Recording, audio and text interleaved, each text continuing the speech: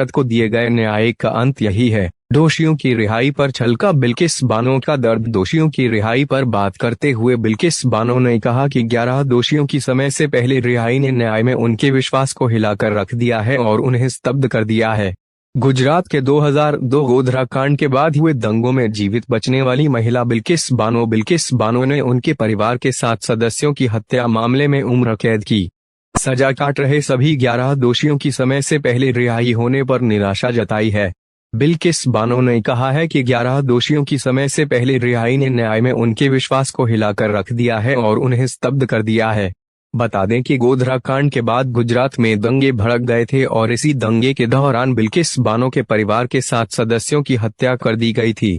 इतना ही नहीं, दंगाइयों ने बिल्किस बानो के साथ सामूहिक दुष्कर्म भी किया था। एक औरत को दिए गए न्याय का अंत यही है। बिल्किस बानो ने भावुक होते हुए कहा कि जब मैंने सुना कि 11 अपराधी जिन्होंने मेरे परिवार और मेरे जीवन को तबाह कर दिया और मेरी 3 साल की बेटी को मुझसे छीन लिया, वे आज मुक्त हो गए तो मैं पूरी तरह से निःशब्द हो गई।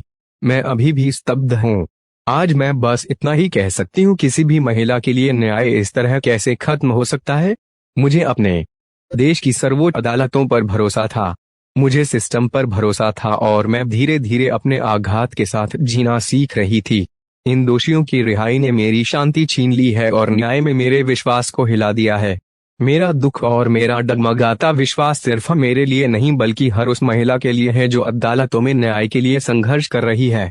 इतना बड़ा और अन्यायपूर्ण निर्णय लेने से पहले किसी ने मेरी सुरक्षा और कुशलक्षेम के बारे में नहीं पूछा।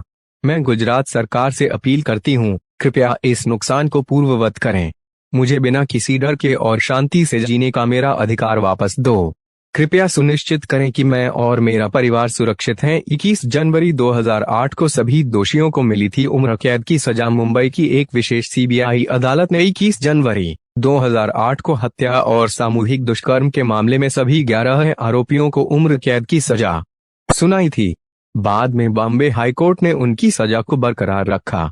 इन दोषियों ने 15 साल से अधिक समय तक जेल में सेवा की, जिसके बाद उनमें से एक ने अपनी समय पूर्व रिहाई के लिए सर्वोच्च न्यायालय का दरवाजा खटखटाया। शीर्ष अदालत ने गुजरात सरकार को उसकी सजा की छूट के मुद्दे को 1992 की नीति के अनुसार उसकी दोष सिद्धि की तारीख के आधार पर देखने का निर्देश दिया था। इसके बाद सरकार ने एक समिति का गठन किया और सभी दोषियों को जेल से समय से पहले रिहा करने का आदेश जारी किया।